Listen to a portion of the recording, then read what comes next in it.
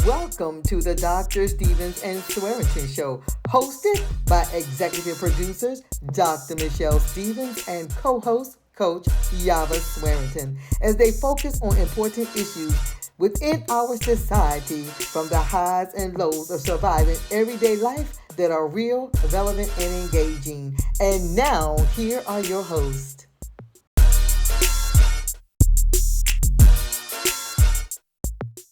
Welcome to the Dr. Stevens and Swearington Show. Today, during our show, we are going to be talking about part two of Are You Living in Your Trauma? The Awareness. Hi, I'm Dr. Stevens. Thank you for joining in to season one, episode 7 of the Dr. Stevens and Swearington Show. And along with me is the co host, Coach Yava Swearington.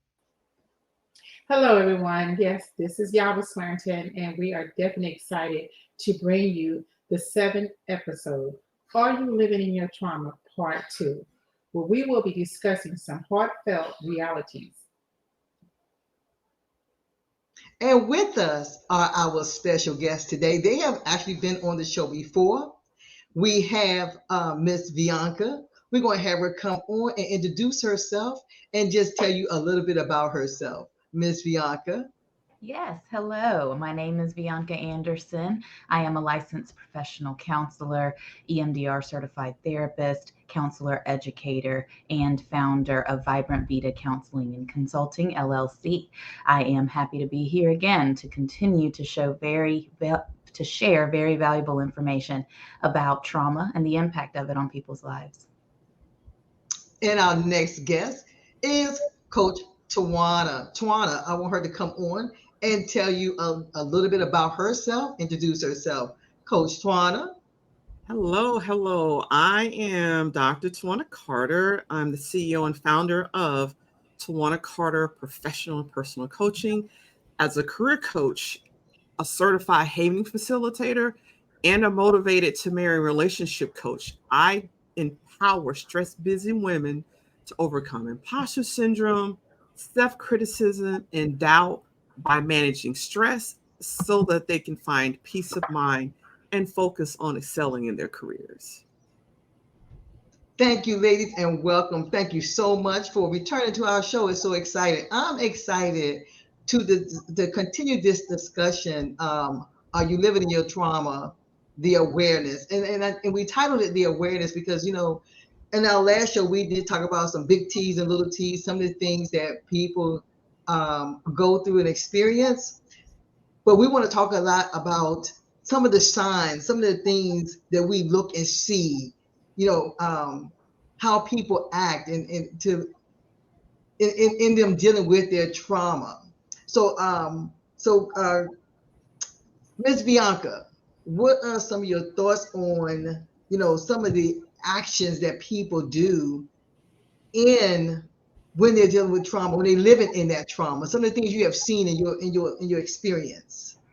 Yeah, well, based on my experience, but also scientific data and research, we know that if you go through traumatic experiences in childhood, then you have difficulties with self-regulation, right? The brain develops from safety to attachment to regulation. Safety in childhood is not just about violence not being in present. It is also about whether or not your caregivers are emotionally attuned to you. And if you don't have that, you're going to struggle with attachment to other people. And if you have issues with attachment or safety, you're going to struggle with the ability to regulate your emotions. So what we see is people that are highly triggered, highly activated. Coach Yava, you have any thoughts you want to add in? Yeah, so when we think about trauma, not only there's a psychological thing, it's a very emotional thing that when we are having these experiences. And it comes from, they say emotional trauma stems from people feeling not only traumatized, but they feel unsafe as well, and a sense of helplessness. Coach Carter, Dr. Carter? Yes, I'm agreeing with these ladies. Obviously, when you do have trauma, there's many ways that you can experience it, and not everybody will do the same. But I think sometimes we're confused because people are kind of go along and they're fine, And all of a sudden we start to notice a certain type of behavior, where that behavior is changing, or they're up this moment, they're down the next, they're okay today, and they're not okay tomorrow.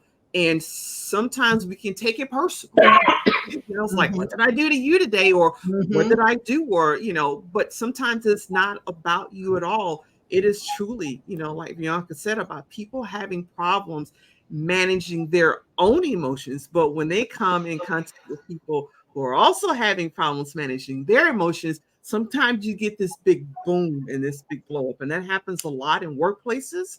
It happens a lot in homes and relationships and marriages, because some of us, when we are coming from those traumatic backgrounds, we have problems regulating those emotions. Yeah, and and the thing that we have to be aware of is that everyone has experienced some type of trauma, but when they're living, you don't realize that somebody is actually acting out of the trauma that they experienced, and they have developed this character of response to something, and we call them triggers. But you can, like you said, you can be engaging with someone, and all of a sudden they have this outburst. There's something that goes on. Next thing you know, you having an altercation. You don't even know where it happened. What happened. Absolutely. Sometimes it's singling out of nowhere. When I work with clients and they're fine, and then there's something, and then there's fine, and then there's something, I often tell them, okay, go back, look over your life. What is this an anniversary? Is it an anniversary? The reason why these behaviors start to come? I know for me, when my own mom died, I was, you go through everything, and I was okay, seemingly about 3 or 4 months after. And then in the February, I just started boohoo crying. And I was like, I don't understand this. Cried from February, March, April into May. And then it dawned on me, I was already anticipating Mother's Day and her not being there. But I didn't get that while I was going through it. And to your point, we don't always have that awareness when we're coming through it. And so sometimes it does take seeing a professional, having people around you, that support system around you, will say, you're kind of acting this way. Is there something going on? What is it? You want to talk about it? That kind of thing. Well, on that note, we'll be right back. We're going to take a quick break. And when we come back, we're going to go into the topic, when my wrong is right. Hurt people, hurt people. We'll be right back. Hey, it's your girl, Coach Lady Mia, asking you to join the conversation on the SNS show, hosted by executive producers Dr. Michelle Stevens and Coach Yava Swearington, as they share in-depth conversations on relationships, health and wellness, important issues in our society, to the highs and lows of surviving everyday life. Streaming live on YouTube at DRSNS Show. That's DRSANDSSHOW. Monthly, every fourth Thursday at 8 p.m. Eastern Time. A conversation you don't want to miss. Also, don't forget to visit them online at www.drsnsshow.com. Welcome back. We're going to continue this conversation, and we want to talk about our next topic, when my wrong is right, when hurt people hurt people. And you can bring up all the ladies, because I want to have this discussion. You have people who are acting out in their character when they think what they're doing is right, or they just don't even care whether it's wrong or not. They just want to claim it to be right to justify their actions. Coach Yava, we can't hear you. You're on mute. Sorry, ladies. I was coughing a little earlier. I didn't want to have that off on the mic. But anyway, yeah, the issue with that is that hurt people. That comes from a defense mechanism. They're trying to be protective because they've been hurt by someone, and they hurt others because they start lashing out through things that they already been through. So this is why others hurt other people, because it's a protective measure. They don't mean to, but it extends from them being hurt by someone. So this is what my take on why people are saying things like, or why we act in a way where my hurt is my right. You know, when you are walking around in that mindset, everything that you do and everything that you feel that you're right, and everything that's the norm to other is wrong because we've already been damaged by the trauma or the pain or the hurt or whatever you want to call it. That's my take on that. What do you have Miss to say about Bianca? that? Yeah, so it is certainly a defense mechanism. If you feel that you have been wronged by somebody, you are going to feel attacked and threatened.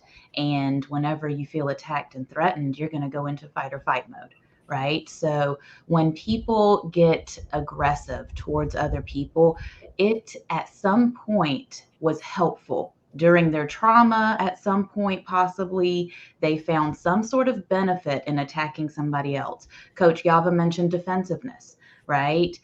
Most people want to avoid things that hurt them, right? So if somebody hurts you, you are going to try to get the attention off of that pain. Bringing out the pain in other people, calling out their insecurities can make you feel better, right? It can also diminish what they said about you if what they said about you is true. You also try to justify your actions, even though you may have inappropriate responses. You try to justify them because there's a reason why you did it.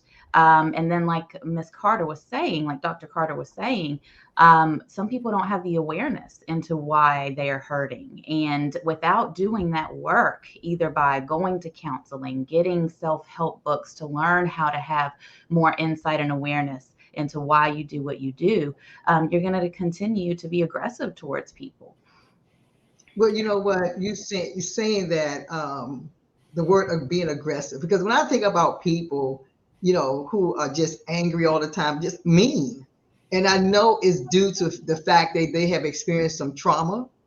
And when I think about hurt people, I think also about how someone acting in evilness, in their character, just straight out hurt somebody, and then, as we say, making their wrong to be right. Dr. Carter. So, as human beings, we move towards pleasure and we move away from pain. So, what is painful? Feeling vulnerable is painful. Feeling powerless is painful. And when folks have been hurt in their past, they didn't like to feel vulnerable and they didn't like to feel powerless. Sometimes they are aggressive, or they come off as aggressive as a defense mechanism to cover up that pain of vulnerability, or that pain of feeling powerless. Some people know, and they know what they're doing, and they're aggressive, but some people are not aware. They're not aware of just how aggressive they come off. And I've dealt with folks, and I just take a deep breath and say, do you realize that I said this, but you would, and there, and, I call it out, in compassion, and, very even tone, not, just very assertive, but a calm tone, and give them a moment to think. And sometimes there's this awareness that comes like, I am, because well, you know what, Dr. Carter, that takes us right into our next topic. That's a good thing you said that, because our next topic is signs to know when someone is acting out of their trauma. And we're talking about characteristics, behavior. And you just said that, signs, you have to bring it to their attention. So you can continue that. But I want to know, we were talking about the signs, because some people don't know when they encounter other people and seeing them act out, they don't really understand that they're acting out of their trauma. They think that's just the way that they are. Yeah.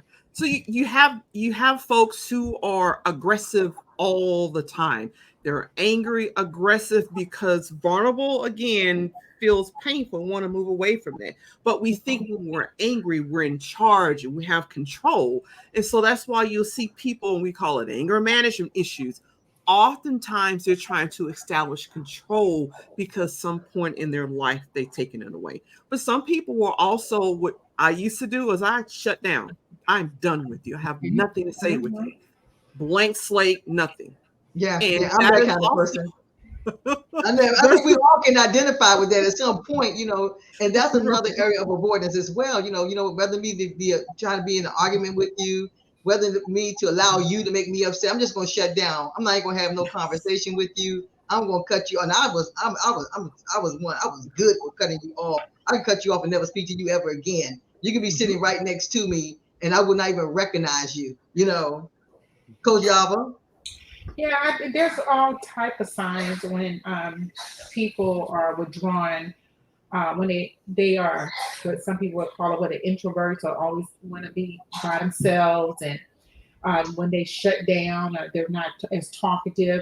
I mean, there's a lot of things that I think we may get into a little later about these signs and stuff, because as I want to speak from the aspect of parenting and everything. Parents, do you really pay attention to your children when they were like outgoing and bubbly?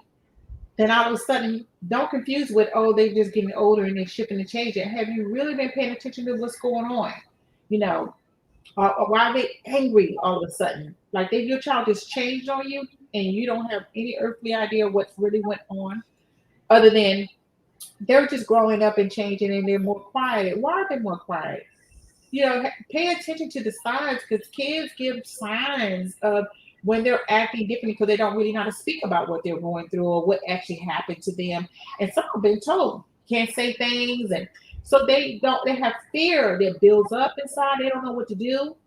And so they just shut all the way down. So that's why a lot of people shut down. They don't talk, or they act out in classes. Like when you're not around, they're acting the worst ever. And you're thinking, that can't be my child. You're calling me about mine? No, this is not the child I have to come at home. So yeah, I tend to think that people act out in different ways from being hurt or traumatized or in a state of fear, and they don't know how to respond to whatever they're going through, because they haven't been versus introduced to them, and they haven't been taught about these things. And this is why I think we need to talk more in the homes about, if something happens to you, children need to feel safe and comfortable and knowing that they can come talk to their parents about anything and everything. There's nothing wrong on the table. You can never say no wrong. So that's my take on that, on the signs of people showing hurt. Ms. Bianca? Yeah, so I tell my clients all the time that the two most difficult things to navigate in life is marriage and parenting. And it all comes down to relationships, right? Anytime you have a relationship with another person, conflict is going to occur because you're a different person. You have different attitudes, you have different needs, you have different experiences. But it's all about how to resolve conflict in a healthy way.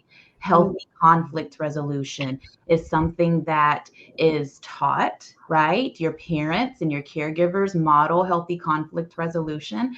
In psychology, we talk about 3 different styles of communication. We think about passive, aggressive, and assertive communication, right? When you are assertive, you are balancing, expressing your feelings, wishes, wants, needs, and desires, as well as taking into consideration someone else's wishes, wants, needs, and desires. If you're passive, it's all about the other person because you don't want to stir the pot and cause problems. And when you're aggressive, it's all about you and you're not considering somebody else's problems. So healthy conflict resolution requires you to be able to know how you're feeling, to be able to communicate, and also to be able to regulate your nervous system, right? Because those nonverbals are so important. And if you are aggressive, it could set somebody off. And then you run into the cycle of hurt people, and the conflict never gets resolved. Absolutely. Yes. And on that note, we'll be right back. Absolutely. Hello, I'm Dr. Michelle Stevens, a certified master life and wellness coach and minister of the gospel. I help women move from stagnation to certainty, uncover who they are, create goals, and build strategies to success. Schedule a 45-minute consultation with me, and let's jumpstart your journey to a new beginning. You may email me at contactus@drsnsshow.com, or you may call 866-377-7469, extension 801. Let me help you heal mind, body, and soul. Step out of ordinary into extraordinary. I'm Coach Yava Sweariton, a professional certified life coach and relationship consultant who helps individuals and couples restore and heal their relationships by providing effective and long-lasting solutions. If you would like to schedule a consultation or session, please call toll-free at 866-377-7469 at extension 800 or visit online at javasweariton.com. Or you may contact through our website at www.drsnsshow.com. Let's talk.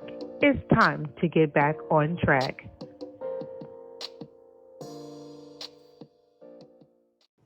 Welcome back.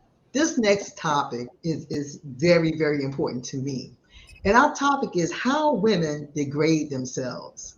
You know, when I think about that topic, I think about when I see women today where they're wearing the see-through clothing, you know, the language that come out of their mouths and what they're seeking after. And this puts me so much in mind of, you know, as Coach Java had said earlier, that when something has happened to your child, how they respond, how they're reacting. Ladies, anyone can jump in at this point? Well, I'm going to say something really quickly, and then Tawana can go in and speak on this. You know, women, children, girls, a lot of things tend to how your kids act. Like, what are you teaching them? You know, little girls jumping on men's laps. You know, to me, that's already standing up to degrading yourself to some degree, because parents allow you to jump on. I don't care if it's your uncle, okay? Because all uncles ain't good uncles, okay? You know, Absolutely. Getting too friendly with my daughter or with a girl, or, you know, even boys, you know. So you just can't, it's just ways that females degrade themselves, and it starts from a young age, not even knowing they're doing that.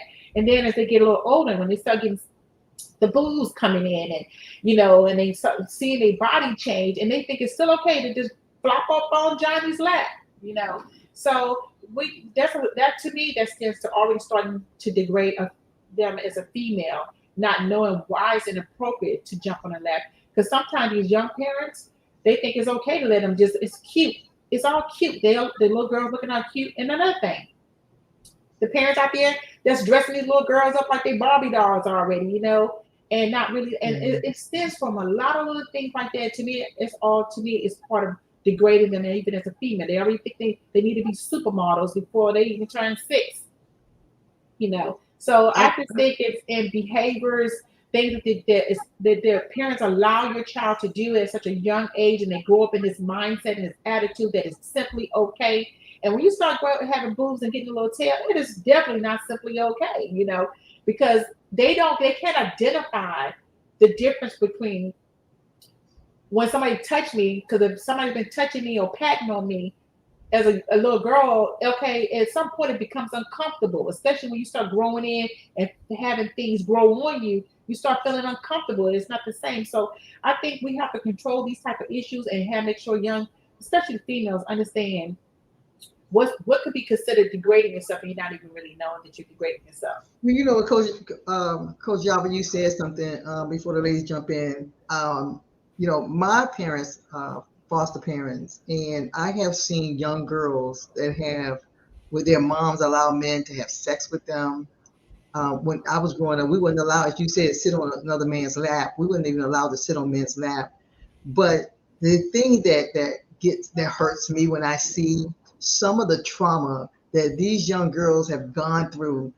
If you ain't counting any girls in foster care, you don't even have to count the ones in foster care. You can count some grown women that when they were young, they were sexually assaulted by somebody in the family, you know, leave it. And you said it, Coach Java, you have to be so careful that who you having your child around. I lack trust. I lack trust when it comes to my children. My children weren't allowed to spend the night out. They were not spending the night at my Yes. houses. None of that stuff. So, that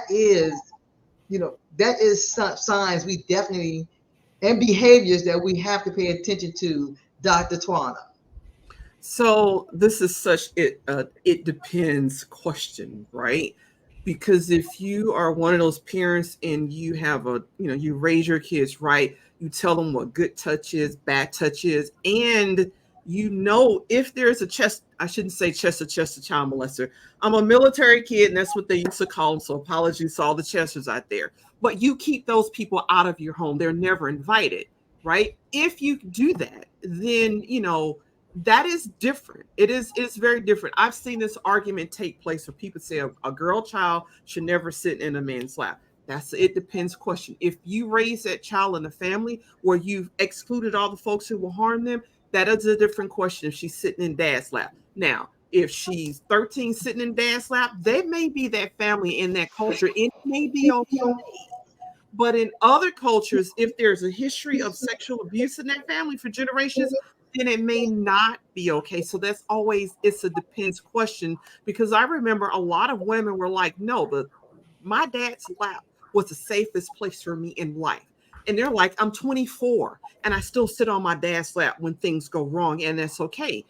But if you come from a history of abuse, that isn't okay, right? And so it is about the awareness, understanding with your kids, good touch, bad touch, when it feels uncomfortable, teaching that child boundaries, teaching that child how to say no, and labeling emotions so that if things happen and that child feels uncomfortable, they feel comfortable coming to you and labeling emotion. This happened. It didn't feel right. It made me feel this.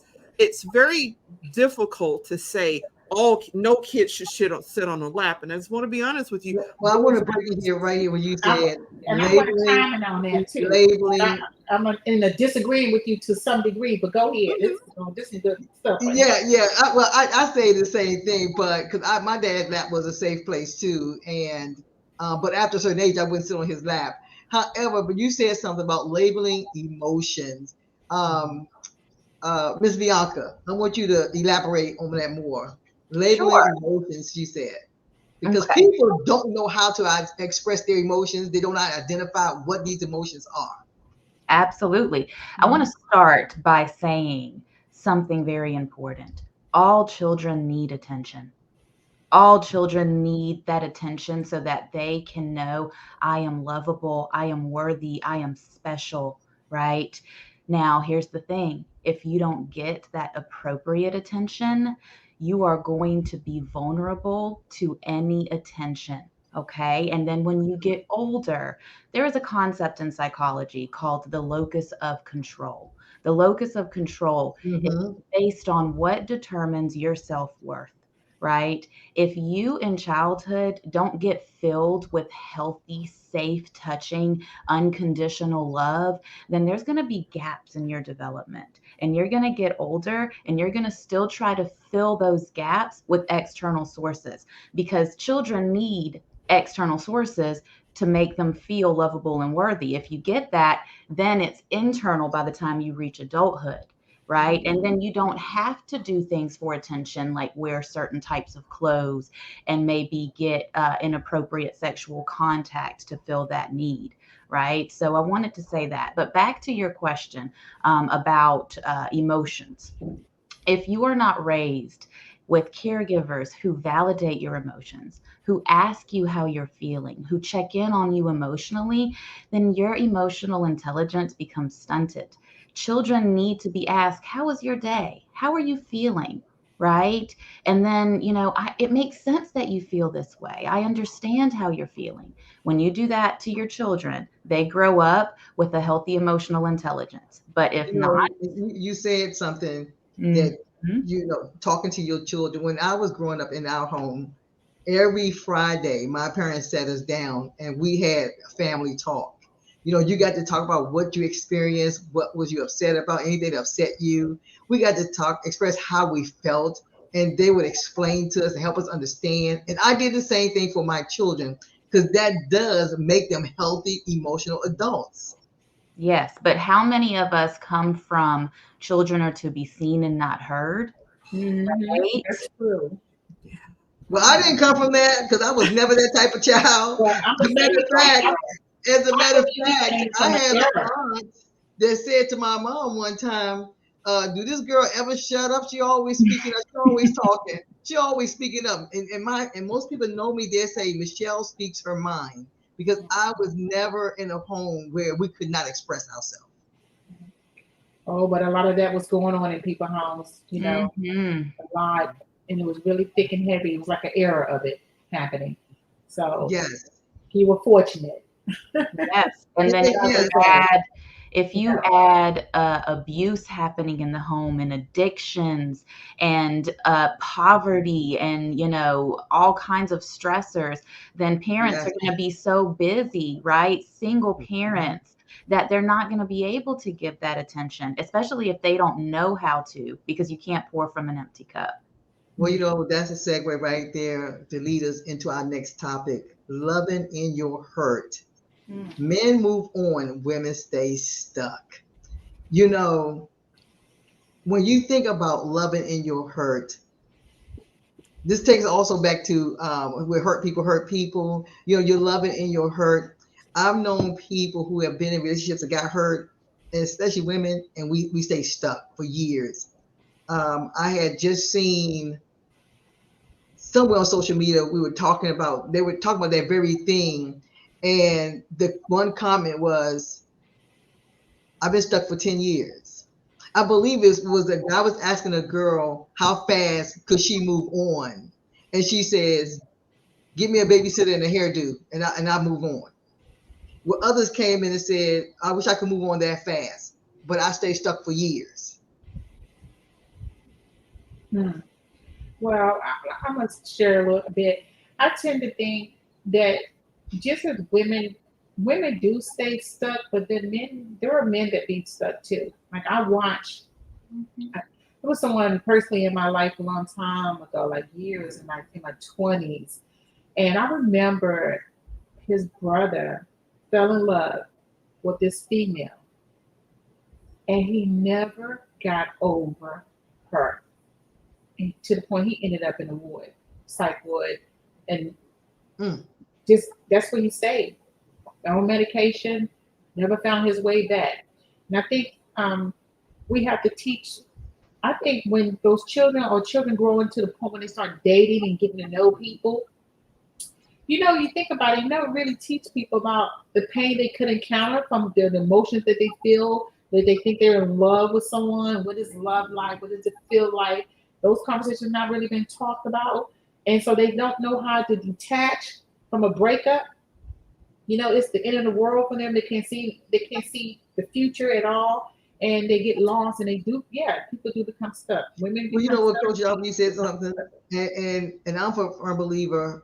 My daughter got pregnant at 16, and I believe in helping them through their pain. I believe in talking to them. Well, because my parents did it for me, expressing to them what they're feeling. Um, my daughter had gotten pregnant. Her and the guy was talking about getting married, and I was like, "No, that's not going to happen." And I began to explain to her why, what was happening, the timing. But there's this saying that says, the old saying says to get over one person is to get under another person. And I believe that also leads to hurting people. How you moving on in your hurt, not healing from it. Miss Bianca, you can elaborate on that. Sure. So, from the psychological perspective, we have attachment styles, right? Your attachment style with your caregiver is directly associated with how you respond whenever you're hurt in adult relationships. So, if you have a secure attachment and somebody breaks up with you, you're more likely to say, you know what, that hurt, but I can move on, I can get past it. But depending on your attachment style, you could be very dependent on people. So even though they disrespect you, they abuse you, they do things that violate your boundaries, you still want them. You still will do anything to keep them in your life. So you may be dependent, or depending on your attachment style, it could go the opposite direction. And you could be a cut and run type of person in order to protect yourself. But it all goes back to how you feel about yourself. And that attachment style with your caregiver sets the stage for how you respond to future relationships. Well, you said something, and I had, because this is your area of expertise. One of the reasons why I invited you back, because I just knew it would be really good. It takes me to the thought of, how people would say, if I can't have you, nobody can have you. Mm-hmm. Or they're doing something. You have people have had kill people because they want to break up with them. Mm-hmm. And what you're saying there, the attachment style makes good sense now. Mm-hmm. I've never heard that, but I can now understand, people have attachment issues. Mm-hmm. Coach, Dr. Carter? Right. And I love that Bianca brought up the attachment issues, because some kids will go an entire lifetime and never feel loved, never feel accepted. Right. And you talked also about, we talked about labeling emotions and that your parents set you down. And so part of that, what they were doing is like making it okay for you to have those emotions, right? Because when it's okay to have those emotions, we can heal from emotions. And here's the thing about rejection. Rejection travels a very similar path in the brain as pain does. So for some folks, that breaking up is rejection and it's painful. For some of us, it's more painful than others. And I will admit, in my younger life, a breakup for me was a 6-7 month issue. It was just painful, right? But learning to understand that and seeking professional help, you can get beyond that pain. But for many people, that's a part of the reason why. I'd rather kill you because I'm hurting. It's so painful. I'd rather kill you than see you go to someone else. That's a person that needed help and didn't get it. Mm-hmm. Mm-hmm. Yeah, this goes back to the concept of power and control that I mentioned in part 1.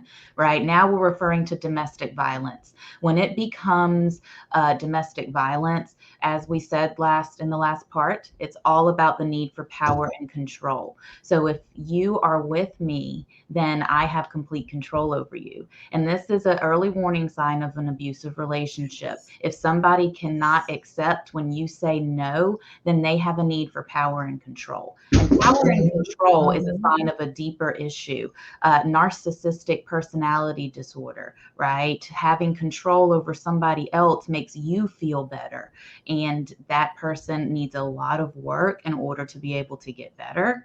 And if you come from a place where you didn't have a lot of attention and love growing up, you can be victim to situations like that. Yes. Well, we're going to take a quick break. And when we come back, we're going to have the reading of the Cherry Note. We'll be right back. Hey, it's your girl, Coach Lady Mia, asking you to join the conversation on the SNS show, hosted by executive producers Dr. Michelle Stevens and Coach Yava Swearington, as they share in-depth conversations on relationships, health and wellness, important issues in our society, to the highs and lows of surviving everyday life. Streaming live on YouTube at DRSNS Show. That's DRSANDSSHOW. Monthly every 4th Thursday at 8 p.m. Eastern Time. A conversation you don't want to miss. Also, don't forget to visit them online at www.drsnsshow.com. Welcome back.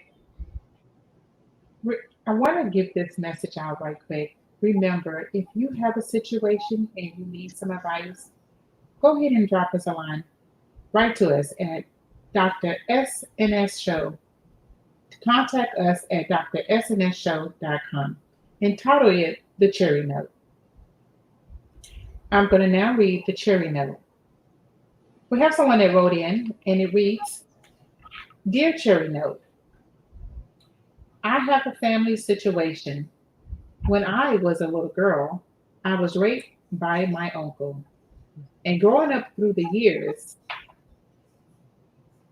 I heard that he raped one of my other female cousins, who was actually his stepdaughter, and even one of his own biological daughters. As a matter of fact, I was told he had been having sex with his stepdaughter and his biological daughter for years. The problem with this is my uncle has passed, and there is great division and anger in the family. No one is talking about it, and everyone that knows is ignoring the pink elephant in the room. It appears that I am the only person brave enough to address this issue, but everyone wants to make me the villain. She writes, many of my family members have found a reason not to like me. Some even have tried to fight me.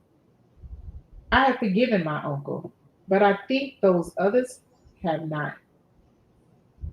One of my female cousins died because she was too depressed. She drank herself to death. I wish I could help my family, but our relationships are so jacked up from all of this. I'm sorry. Our relationships are so jacked up from all of the bad blood that has been passed down our from our elders. I don't think there's any hope. How do we begin to heal this family? Please give some advice. And thank you for taking the time to read about this jacked up family. The story is deeper than this, but it's too much to go into detail. So I'll take this the advice that you can give. Sign, loss in a family situation. Ooh, I want to have Bianca. Would you like to address this a little bit? Absolutely. Um, where do I begin? Right. But I want to start with one thing. When a child is abused, it is every adult's responsibility to protect them, first and foremost. Now, oftentimes that does not happen, right? Sometimes the caregivers don't want to acknowledge what's happening, sweep it under the rug, keep it hush hush, right? It is taboo. We don't want to speak about this. This could cause the perpetrator to continue doing what they're doing. Also, sometimes I don't want to lose my man. And I don't want to admit what's really happening. And then you start blaming the child, right? Oh, she shouldn't have been sitting on his lap. She shouldn't have been wearing those shorts, right? It is never the child's responsibility to protect themselves. It is always adults' responsibility, right? It sounds like in this situation, there's a lot of shame that has caused this family, especially the victims, to be silent, right? It also sounds like there's a lot of grooming. When it comes to sexual abuse, the perpetrators groom the victims by saying things like, I'll hurt somebody if you tell, or even things like, you like it, you enjoy it. All children have a biological drive to please caregivers, right? To make them happy. And then when you have caregivers and sexual abusers who take advantage of that and start exploiting children for their own sexual gratification, we have situations like this. And there's lots of things that are wrong with the family that does not acknowledge sexual abuse. But if you are a victim of sexual abuse, you deserve to heal. Sometimes that requires setting boundaries against the family members that are unhealthy, but in the long run, you need to do what's best for you. Mhm. Before Tawana speak a little bit on this, I do want to make this statement. Sometimes it's kind of hard in listening to this letter. People shutting down and people not wanting to talk about it. It could also be stem from people saying, "Well, he did now." You know, they should have maybe addressed it while he was still alive. So it's like some people maybe who have been abused or who have been traumatized by this act maybe felt like they were getting no justification from it. because they didn't really confront the person that hurt them, and the person's now gone. Even though they probably not seeing that, they still need to get healing for themselves so they can move and become a better person and get over some stuff. But when you don't address the person who attacked you or can't, you still feel like there's something, a part of you that didn't get really resolved because that person never paid for what they did. And sometimes people close down, don't want to talk about it, don't want to address it because that person's no longer here. So maybe if they try to talk about this before the person passed away, maybe there would have been more out of that. But sometimes when you're hurt and damaged and you get older, sometimes people, like you talked about, Bianca, shame. Shame is a big factor for people. Embarrassed, shame. They're older. They don't. It's the black secret, and they don't want to talk about it at all. They're going to deal with it in their own time, in their own way, if ever. So sometimes it comes down to that, especially if they can't address the attacker. So that's what I want to say. Go ahead. Well, before Dr. Carter say anything, I want to chime in with something you said addressing the perpetrator. And you're not always, and I'm speaking from experience, you're not always able to address the perpetrator. But even if they have passed, seek help where you can express what you experienced, and when you can begin to heal, and you can still address that individual in another setting. Even if you have to role play in order for you to heal, because you're healing. And a lot of times we be expecting people to say, "I'm sorry," ask for forgiveness. They're not going to ask for forgiveness. They're not going to say they're sorry. They're not going to admit to their wrongdoing. But you have to forgive anyway. You have to forgive because forgiveness is not for them. It's for you. It's for your healing. It's for you to progress and move on. And that's going to take me into the next topic. The pain is about to kill me. People are living in their pain, and it is affecting their bodies. It's affecting how they live. It is affecting their health. And Dr. Carter, you can comment here.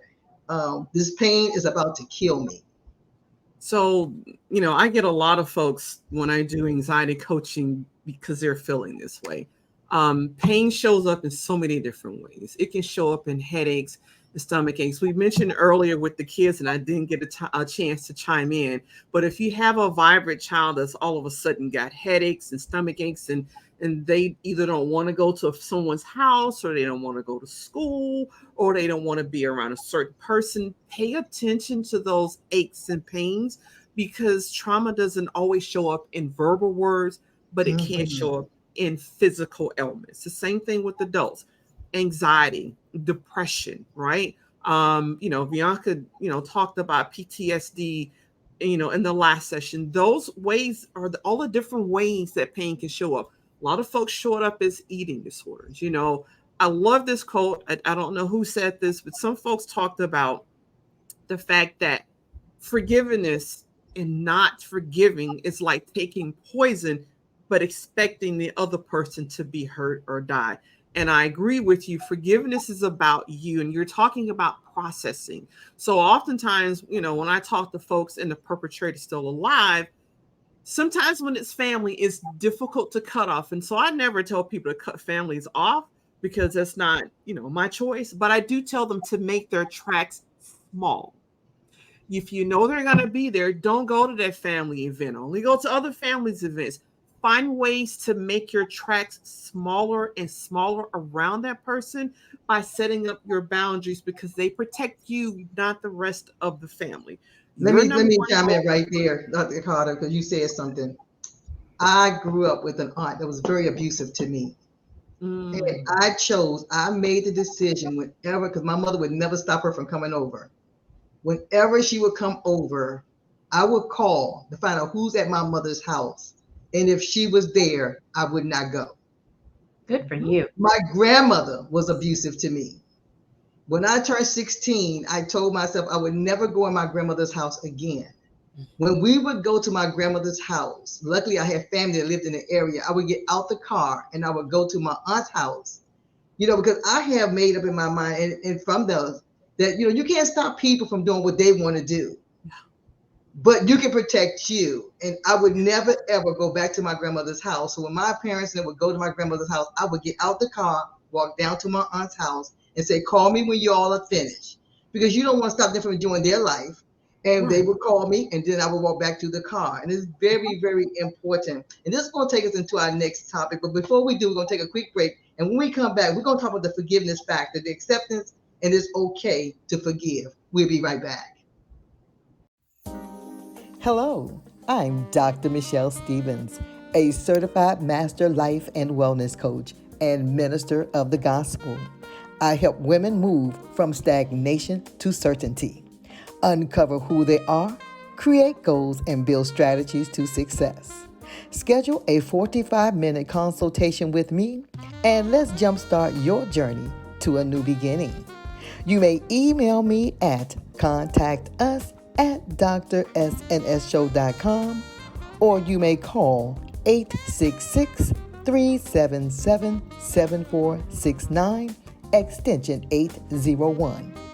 Let me help you heal mind, body, and soul. Step out of ordinary into extraordinary. I'm Coach Yava Sweariton, a professional certified life coach and relationship consultant who helps individuals and couples restore and heal their relationships by providing effective and long-lasting solutions. If you would like to schedule a consultation or session, please call toll-free at 866-377-7469 at extension 800, or visit online at javasweariton.com. Or you may contact through our website at www.drsnsshow.com. Let's talk. It's time to get back on track. Welcome back. I want to say, if you have a product or a business and you would like to advertise on our show, please email us at contactus@drsnsshow.com, or you can call 866-377-7469.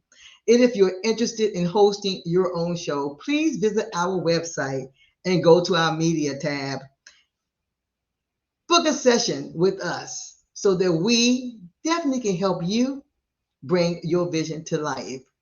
We want to talk about this next topic, the forgiveness factor. And it's okay to forgive. We hold on to hurt. We hold on, the hurt helps us to hold on to the pain that was caused to us, but you have to release it. You can bring the ladies up. I want Dr. Carter to comment on the forgiveness factor and on, starting the healing process. Absolutely. Absolutely. First and foremost, you have to put out of your mind, forgive and forget. And a lot of people have been taught that forgive and forget. It's not about forgetting. Your brain's not going to let you forget. It's always going to protect you against what happened. But the forgiveness part is really for you, because that person may never, ever say, I'm sorry, I shouldn't have done that. And the family may never stop protecting him. But that doesn't matter, because it's about you. I often ask people, are you willing to spend the rest of your life unhappy, waiting for someone else to say, I'm sorry? And, without a doubt, they all say no. That means that you do what you need to do. Do that processing to help you. There are therapists out there that work with trauma. We even have trauma coaches now, right? I am a lot of I'm a therapist as well as a coach. And there's a thin line. There's a line that I send people to see that therapist when they're at a certain point. But there are trauma coaches who can help you if you are not been diagnosed and you need that licensed mental health specialist. Ms. Bianca? Yeah, absolutely. So there is a line between religious-based healing and psychological healing, right? It's very important from the religious aspect to forgive, right? As a licensed professional counselor, there's another foot in me that's based in science. right?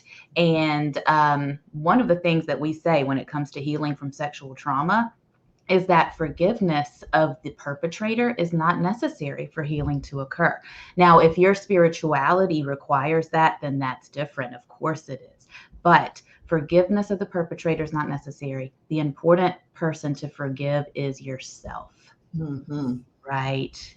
And that can be a process that can take time.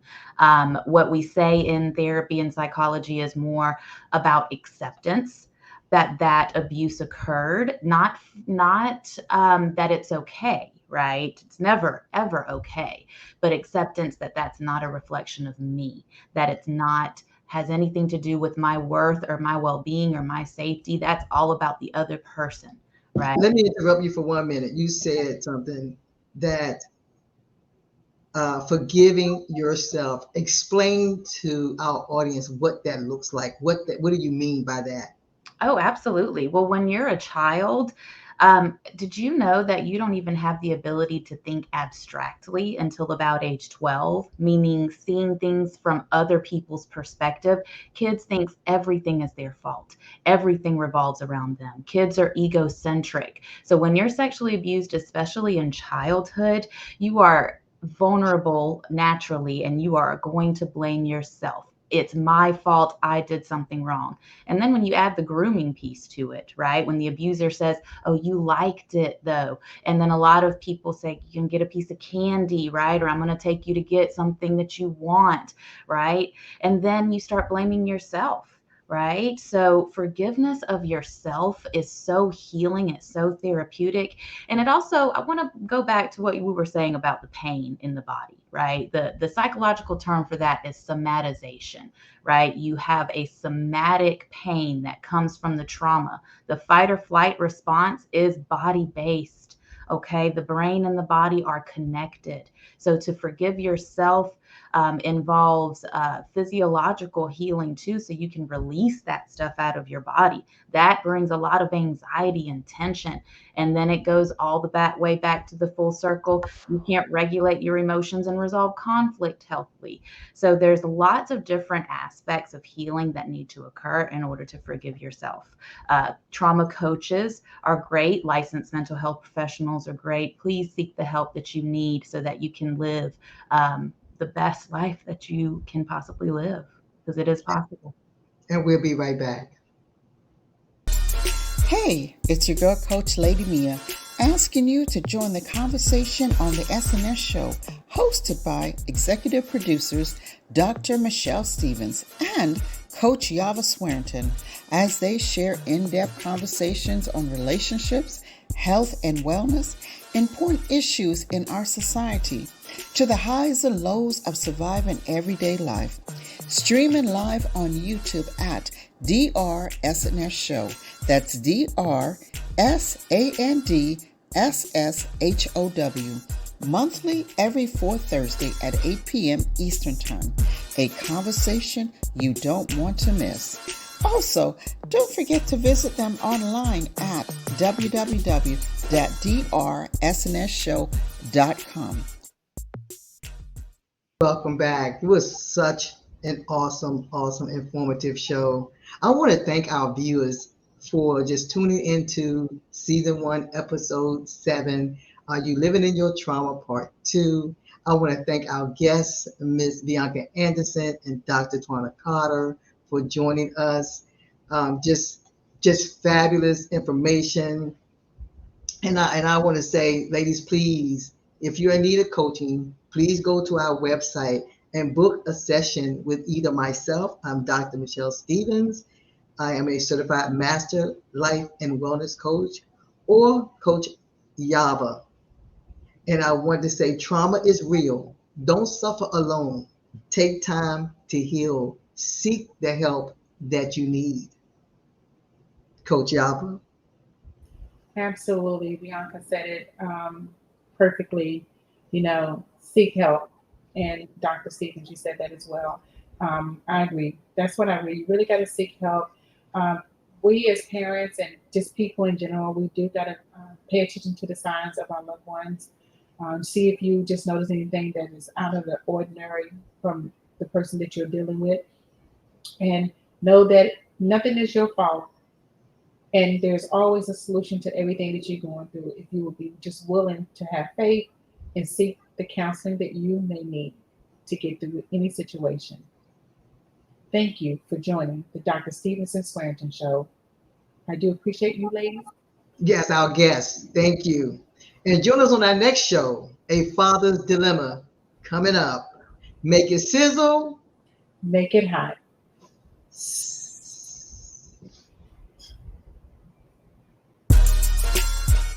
Thank you for watching. Please don't forget to join us on the next SNS show with Dr. Stevens and Coach Swearington, streaming live on YouTube at DRSNS Show every fourth Thursday at 8 p.m. Eastern Time. A conversation you don't want to miss. Also, don't forget to like and subscribe to watch all their current and previous shows. We look forward to seeing you next time right here on the SNS Show with Dr. Stevens and Coach Swearington as they make it sizzle and make it hot.